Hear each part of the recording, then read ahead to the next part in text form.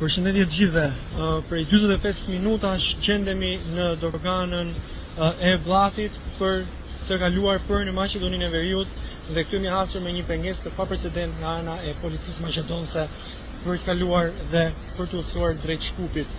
Janë të pakuptimta të gjitha arsyet të cilat ata nxjerrin me pretekstin se në autobus ka persona nën moshë, ndërkohë që verifikuan një herë më së miri të gjithë dokumentacionin dhe tani po rikthehen për ta rikonfirmuar prapë. Është e papranueshme dhe e patolerueshme që autoritetet maqedonase pengojnë studentët shqiptarë të vizitojnë Maqedoninë, Shkupin dhe trevat shqiptare shqipfolse.